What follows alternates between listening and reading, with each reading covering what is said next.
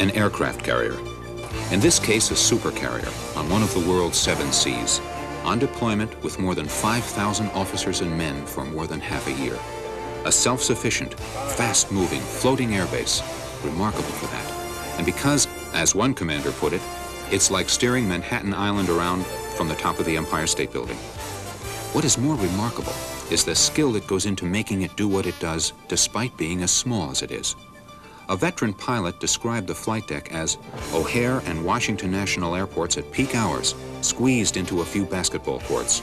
A tight and dangerous environment in which inches or inattention can mean catastrophe. But, he added, think of it also as the most formidable floating weapons system ever devised.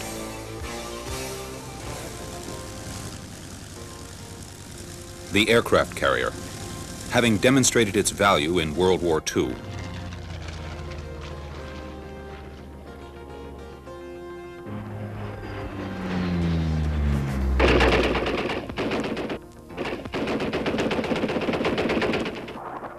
and in the years to follow. In Korea, Vietnam,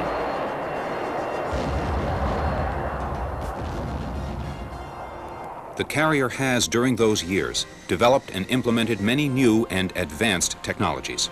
Nuclear power has given the carrier unlimited range and mobility. The canted or angled deck, first explored by the British and introduced into the U.S. Navy in 1952, and now employed on all aircraft carriers, has substantially improved the flight deck efficiency and the safety for pilots and flight deck personnel. No longer does a pilot have to face parked aircraft as he lands. A missed arrestment now is no more than a touch and go.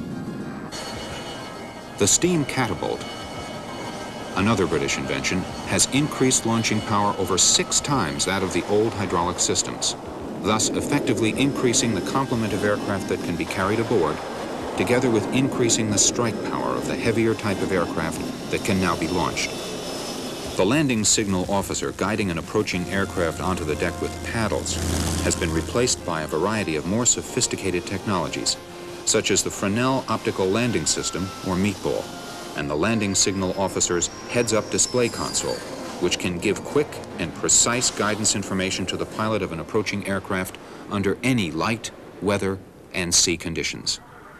And what all this technology has achieved is the most concentrated offensive airborne firepower from an airbase at sea. This is the home of the carrier's air wing of more than 75 airplanes, 9 or 10 squadrons, each with its own type of aircraft, each with a distinct offensive or defensive role to play.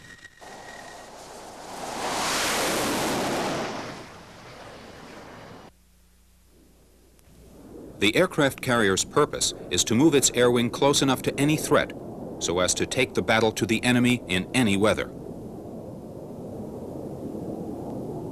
enabling its strike aircraft to put bombs on the target.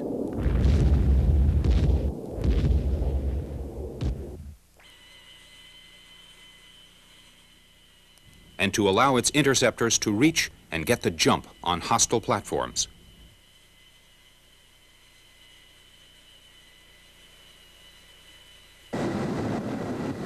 Aside from the air wing's ability to come to the carrier's defense, the boat, as the men affectionately call it, and its planes also rely on the vessels that lead, surround, and tail it. The flat top goes to sea as the core of the battle group, which may be composed of as many as a dozen fighting ships, each with its own mission, each joined to the others by a network of electronic data links.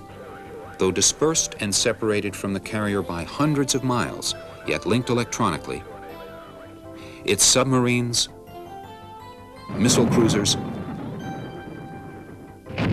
frigates, and supply ships can continue to carry out their individual and integrated missions. But most important, the battle group is able to extend its operational capabilities far beyond the horizon. Though the carrier will leave home with everything it needs, resupplies of food, jet fuel, ordnance, medical items, replacement parts, everything from engines to earplugs can be delivered thousands of miles away. And so, there are the resupply ships, able to rendezvous with the battle group whenever and wherever they're needed. In addition to the air wing personnel aboard the carrier, about half the ship's complement includes the carrier's permanent personnel, who are responsible for making all the ship's systems work. When not deployed overseas or on a cruise, the air wing is shore-based at naval air stations around the United States. Before they go to sea, pilots, naval flight officers, enlisted air crewmen, and all support people go through intensive training cycles ashore, where the skills that make an air wing work as an integrated unit are taught. Simulators for each aircraft make it possible for air crews to become proficient with everything from cockpit procedures to nighttime carrier landings to sophisticated combat maneuvers conducted in incredibly realistic environments. One location for actual practice is at Fallon Naval Air Station in Nevada, where individual squadrons come together as an air wing to learn to fight as a team. The closest to the real thing is practiced against squadrons of different type aircraft, simulating enemy fighters, flying enemy tactics. Intercepts and strikes coordinated with electronic jamming and deception measures are then conducted on ranges against ground targets defended by simulated SAM missiles and ground missile sites.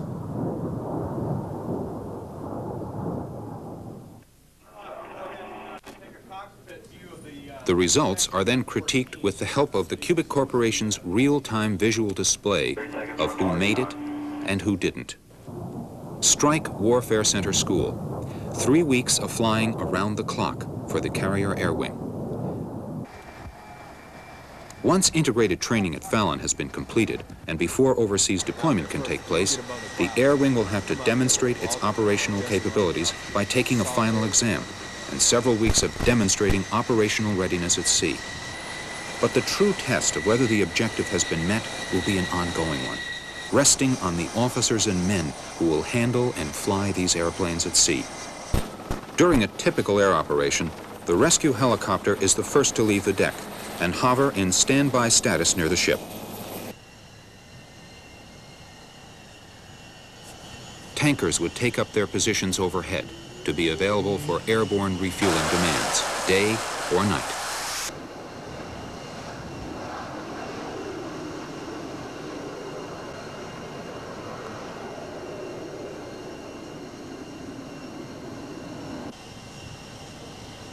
In a mission requiring fully integrated support, the E-2C Hawkeye, with its all-seeing radar rotodome, would be up and on station to keep a far-ranging eye on any air or surface threat hundreds of miles away from the battle group, and using voice or silent data link transmissions, vector the fleet's fighters to intercept and neutralize any danger.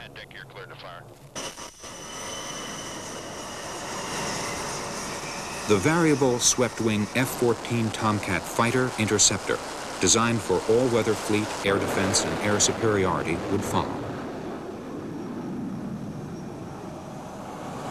It can defeat enemy aircraft from sea level to an altitude of over 80,000 feet, from dogfight range to more than 700 nautical miles away.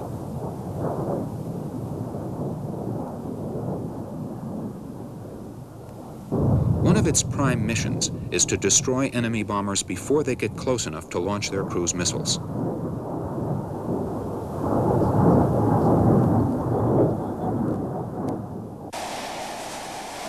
The A-6E Intruder is the Air Wing's low-level, all-weather, long-range, day and night attack bomber. With a crew of 2, a pilot and BN, or bombardier navigator, and able to carry missiles and rockets, it would be launched to deliver 5 2,000-pound general-purpose bombs or up to 28 500-pound bombs on targets hidden by darkness or weather.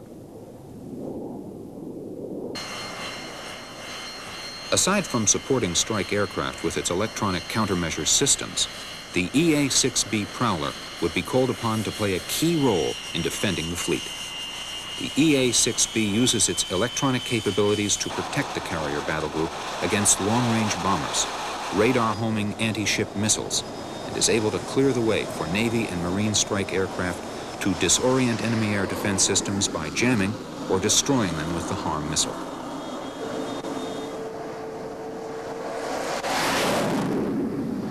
The A-7 Corsair is the Air Wing's light attack strike day bomber and close air support aircraft. It can carry air-to-air and air-to-ground missiles, general-purpose bombs, and is outfitted with a 20-millimeter cannon.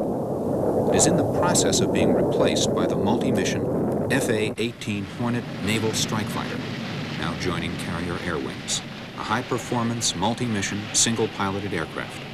A balance of high aerodynamic performance, digital avionics, and high reliability and maintainability make it an effective replacement for the F-4 Phantom and the A-7 Corsair.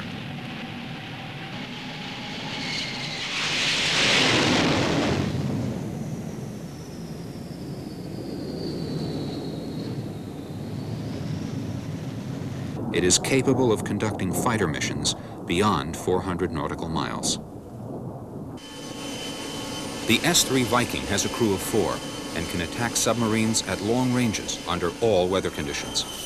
The S-3 can also lay mines, attack ships over the horizon with its Harpoon missile, and refuel other air-wing aircraft using a buddy store. It carries 60 sonobuoys and can range 1,000 miles for more than 2 hours without refueling. The 4-man SH-3 Sea King twin-turbine-powered helicopter with its dipping sonar can detect, identify, track, and destroy enemy submarines, as well as perform search and rescue missions and cargo transfer operations. And there's the COD, Carrier Onboard Delivery, a long-range transport roomy enough to deliver jet engines, critical spare parts and personnel, as well as pick up and deliver the welcome mail from home.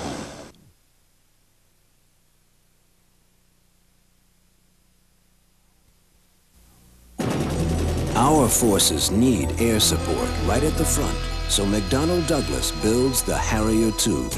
To stop the paper blizzard, our information systems provide data for 1 of every 4 U.S. hospitals.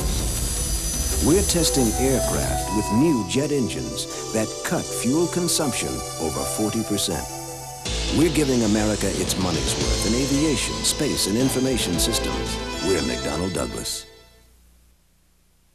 While some carriers may differ in structure and layout, the focus of all carrier operations is here on the roof, or flight deck, with its 4 steam catapults to shoot aircraft off the end of the deck with enough velocity to allow them to fly.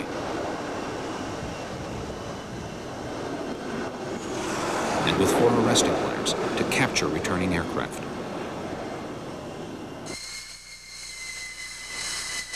All of it watched over, presided over, some say owned, by the man in the yellow shirt, the air boss, who is a commander and veteran pilot, who now serves as a kind of ground and air traffic controller, airport manager, and key safety officer, all rolled into one. He's assisted by a similarly qualified aviator known as the mini-boss. Air crews, in fact, all hands look to the air boss as the officer with the final responsibility for safely launching and recovering all aircraft. His commanding view is some 140 feet above the sea in a glass and steel enclosed bubble known as PRI-FLY, or primary flight control, which for greater visibility protrudes from the ship's towering superstructure. Commander Greg Southgate is the air boss on the USS Constellation. His short definition of his job: to ensure that things are done by the book. Here is I have a very large communications suit that enables me to talk to all the people I have to talk to, including the aircraft, obviously,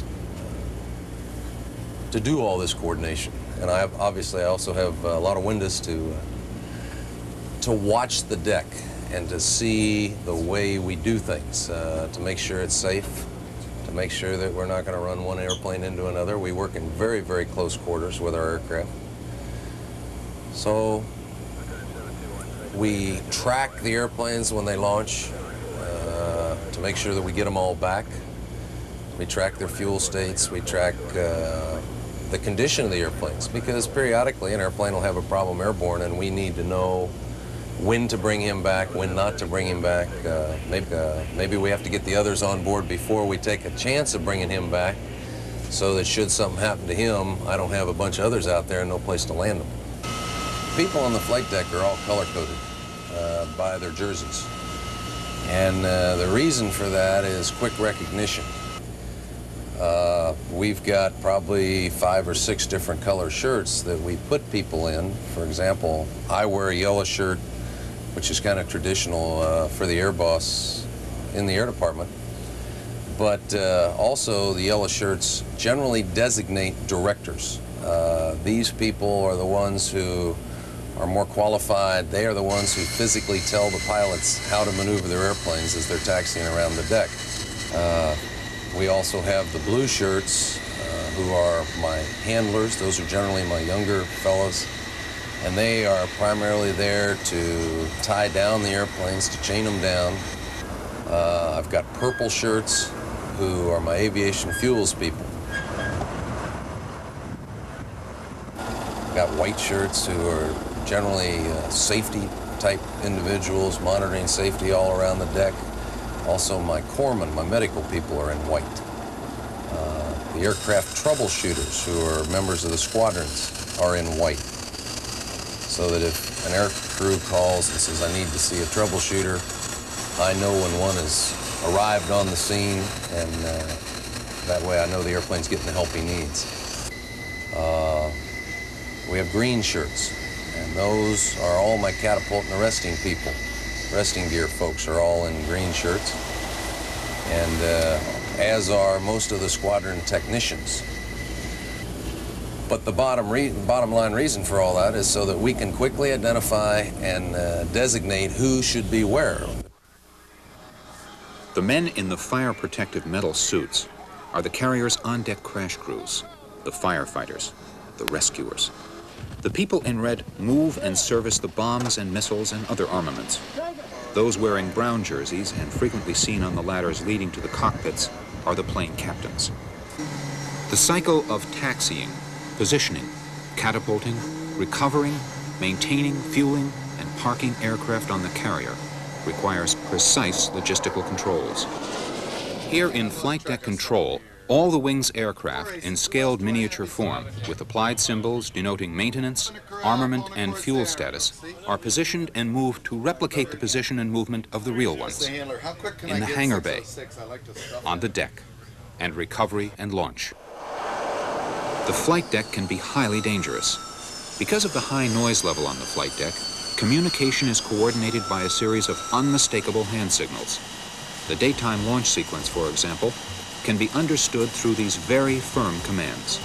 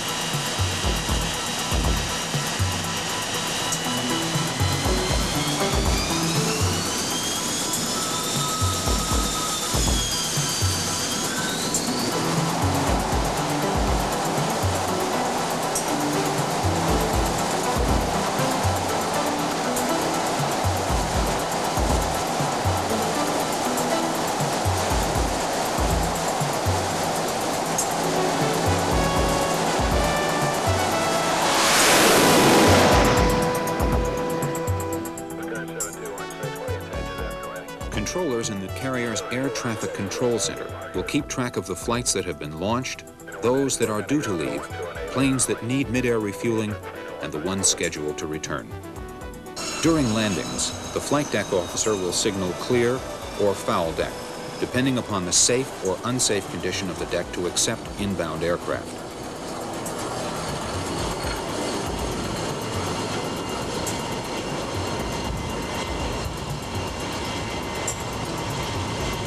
In this case, the airplane has taxied off and the deck is clear, as indicated by the green light at the end of the runway.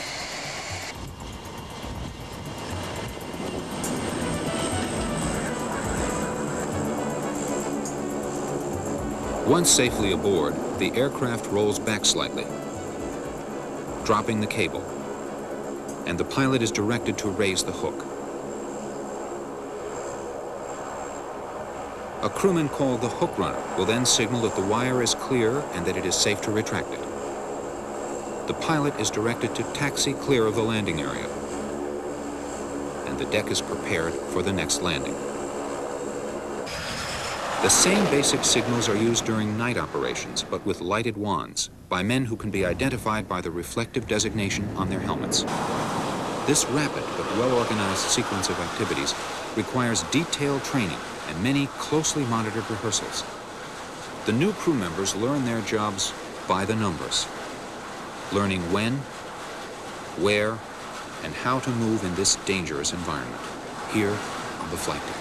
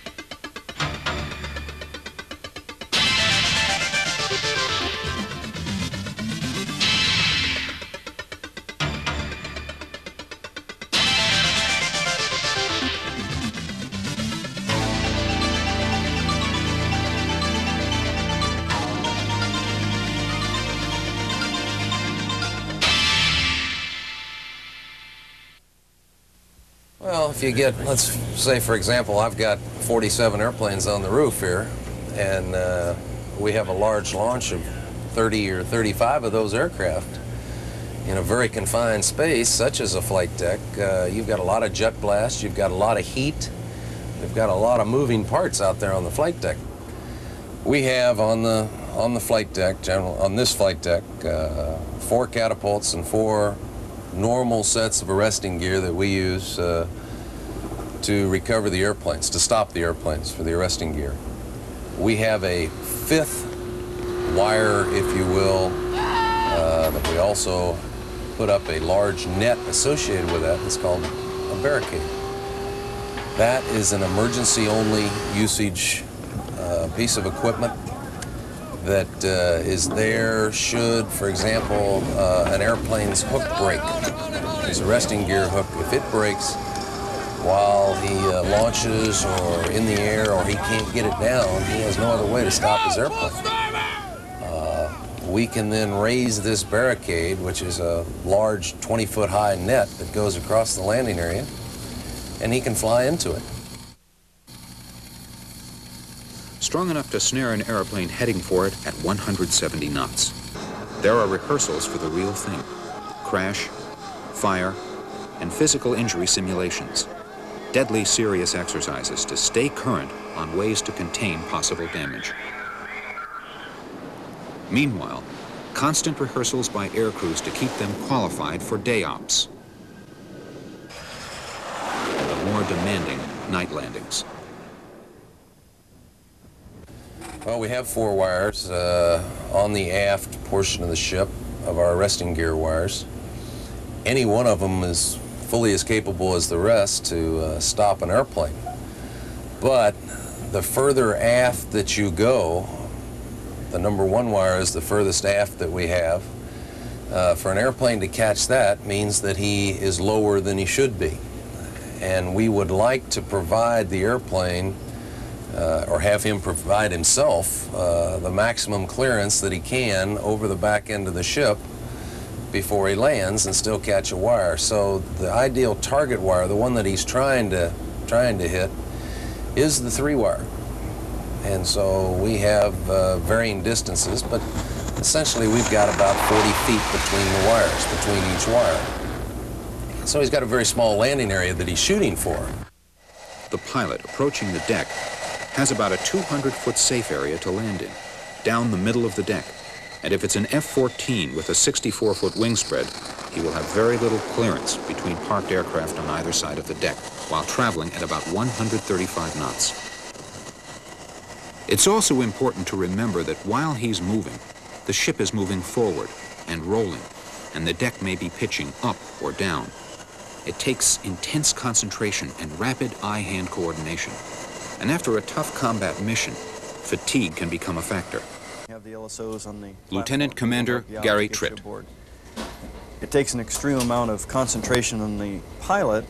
If all your systems in the aircraft are working and the ship is giving you information, automatic carrier landing system, or the ILS is up, then the pilot is at a point where he has to then put all the concentration towards that effort and to fly the aircraft down to a good start on the ball, so that as you come in for the landing from a half a mile to 3/4 in, you have the parameters set up and you're able to fly the ball all the way down without gross deviations.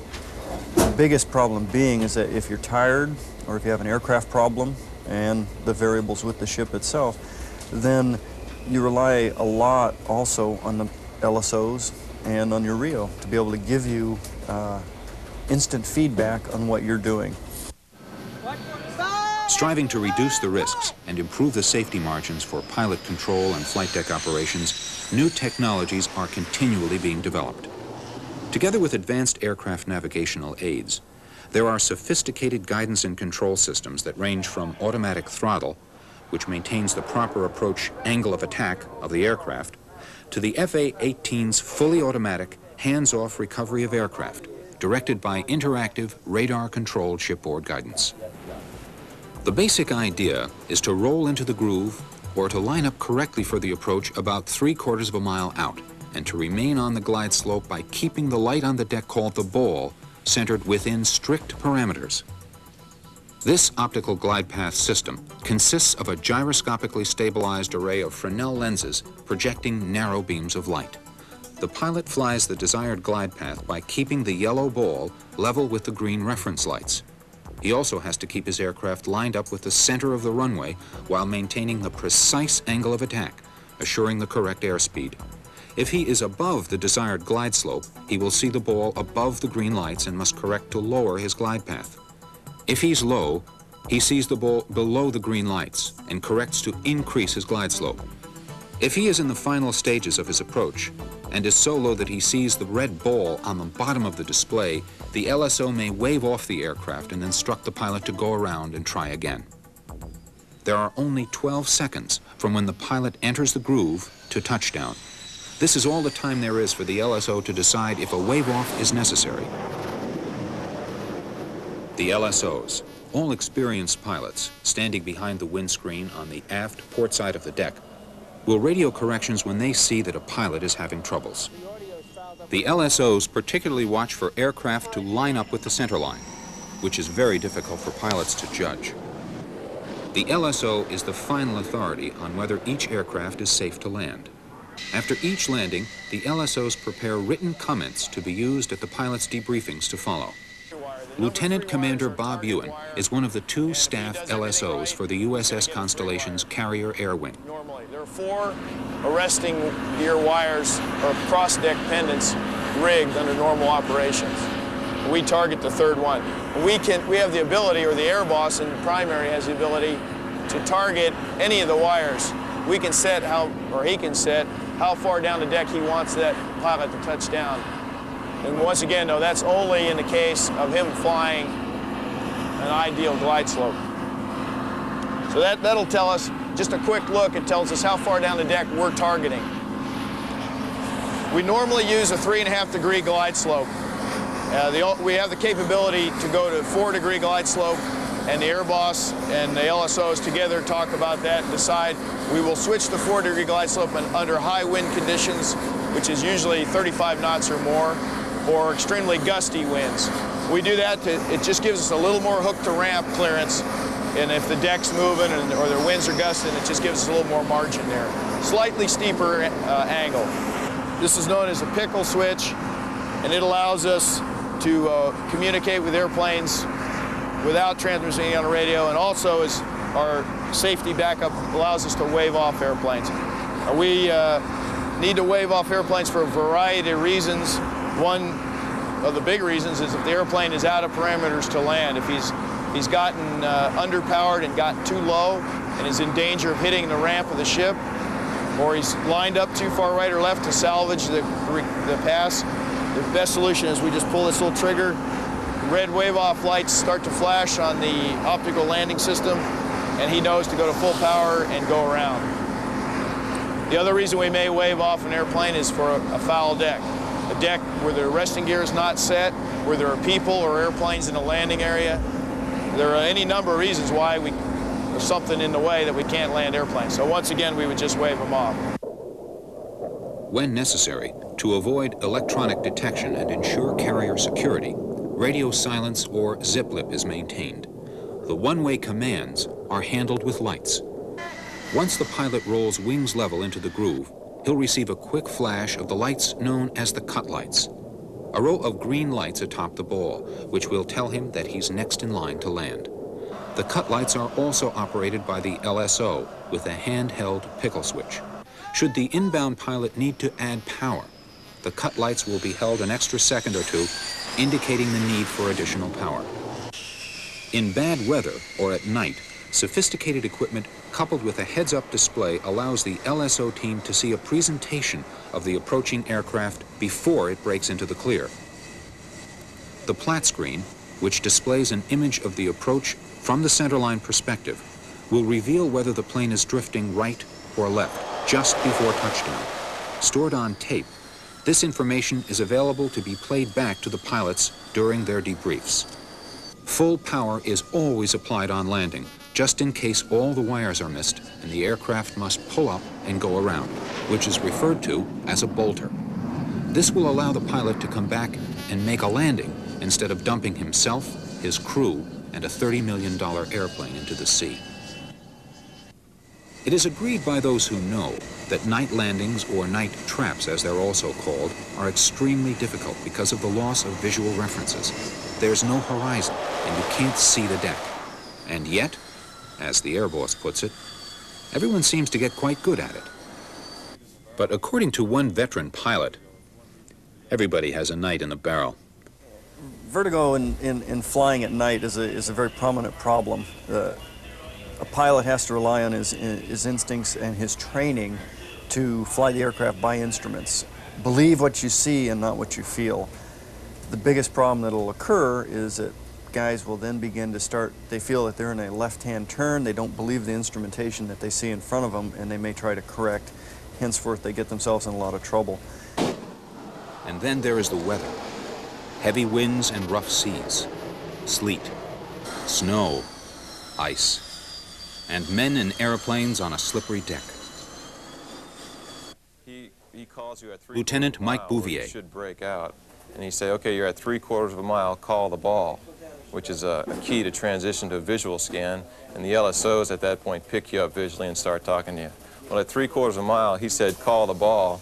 I looked out, and there wasn't no ball because, in fact, I was still in the clouds. So I waited and waited, and I'm still flying. This is about the last 15 to 20 seconds of flight. I'm waiting a number of seconds and I'm still flying the needles down to the minimum altitude, and I still don't see anything. Finally, about the time I'm going to add power and take it around, the LSOs say paddles contact, which means they see me, even though I don't see the ship. They see my landing light.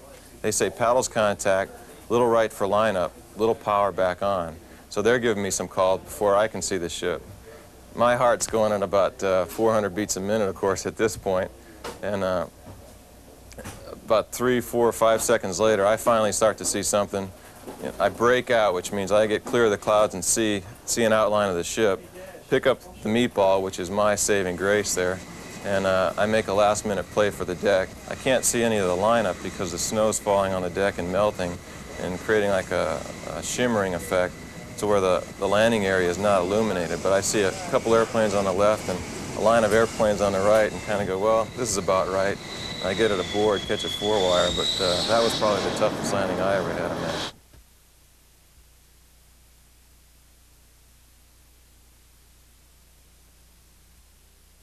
McDonnell Douglas builds the F-15 Eagle, fighter and attack plane in one.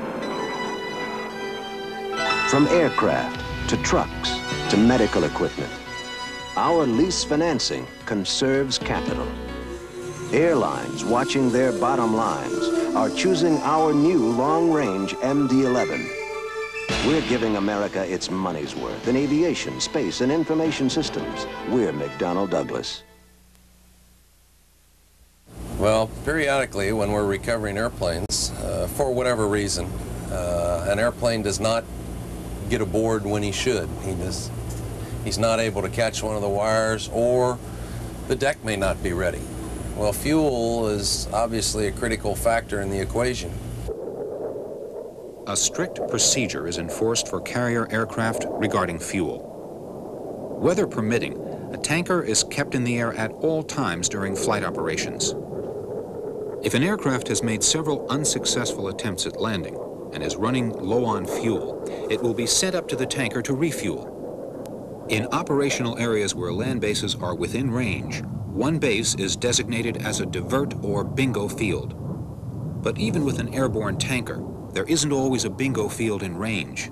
Under these conditions, known as blue water flight operations, the only alternative to a normal landing is a barricade arrestment or ejection. Once everyone's back on board, the LSO visits each ready room and critiques each pilot's performance. The LSO's written comments are presented at the routine debrief, and a greenie board denoting individual grades are kept posted in each squadron's ready room, and is a matter of great pride to the pilots. No punches are pulled. Rank has no privileges here. The flight deck. Day and night operations. What is equally impressive is the work that goes on below the deck. The people who are responsible for making the carrier self-sufficient live and work down here, below the flight deck, in the workstations and in hangar bays large enough to contain half the aircraft in the air wing. Airplanes are serviced and problems diagnosed here, and get fixed and sent back up to the flight deck on the 4 elevators. And it goes on 12, 16, sometimes 18 hours a day, 7 days a week. Directly below the catapult, there are the highly trained men who adjust steam catapults to the pressure required for each type of aircraft and each specific weight. And aft, there are the 4 operators, one for each arresting gear, trained to set the tension on the arresting wires to match the weight and speed of the specific aircraft about to be recovered. The purpose and focus of all this human effort and state-of-the-art technology is to enable the carrier battle group to perform its assigned mission. And what is most impressive, this airbase works because of a concentrated attention to detail practiced by everyone who's involved. About a 50,000-pound cat shot. That's a mission will begin with air wing briefings in each squadron's ready room 2 hours before the launch. By Civic 3 times a day. Make sure when you see that, sign it off on the NAMCON launch. That's no problem. And then it all comes together. The purple shirts, or grapes as they're known, will have completed refueling. Ordnance teams will deliver, attach, and arm the weapons to be taken along. Plane captains and the men in blue shirts will have begun preparing the mission aircraft. Will give their airplanes a final once-over. The air crews strap in. The rescue helo is the first to take off. It will remain airborne nearby. The flight deck crew goes to work. The takeoff weight of the airplane heading for the catapult is shown to the pilot and to the CAT officer for corroboration. The CAT pressure is set to correspond to the weight demand. Hand signals move the launch forward. Aircraft are tensioned on the catapults by engaging the launch bar into the catapult shuttle, which, when the correct steam pressure is reached, will snap off the retaining link and drive the aircraft forward at launch speed. The speed of the launching sequence becomes important. An airplane is launched within every 90 seconds off the same catapult. In other words, shoot one, load it up, and shoot another. That would be 26 airplanes in 20 minutes. using just 2 of the 4 catapults. Aircraft are launched and recovered in this alternating cycle for 12 to 15 hours a day.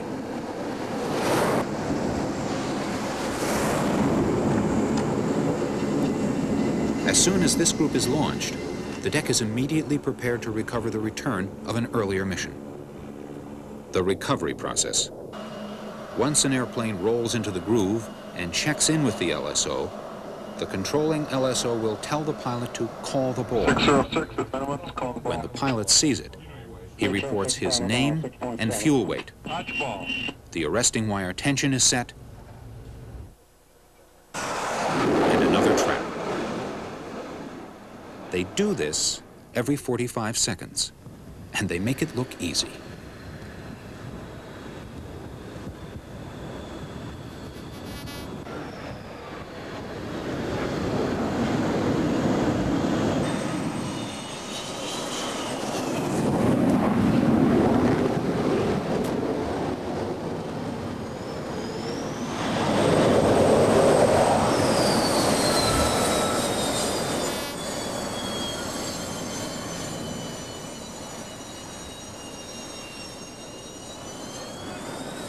The air crews are quick to give credit elsewhere.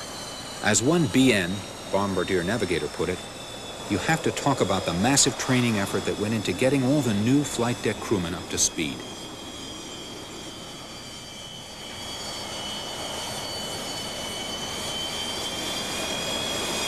Our job is dangerous, but being on the flight deck is as dangerous, if not more dangerous, than flying the ball. Long after we've left, those guys are still on the flight deck. Nothing would move without them. And they do it in bad weather, day in, day out, 18 hours a day, whether they're dog-tired or not. It just takes a tremendous individual.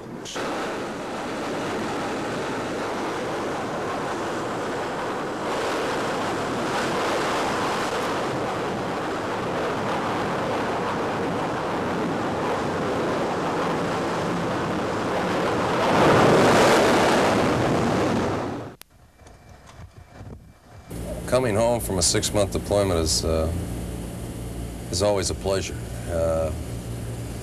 But at the same time, you look back on what you've done, what the mission was, and I think almost to a man on board the carrier, you recognize that we've done what we had to do. We're not warmongers, we're not out there to start wars or anything, but we're there to be a presence, to be a force, and should we be called upon, to be ready. And I think we were, and I think that's the tremendous advantage that this Navy has.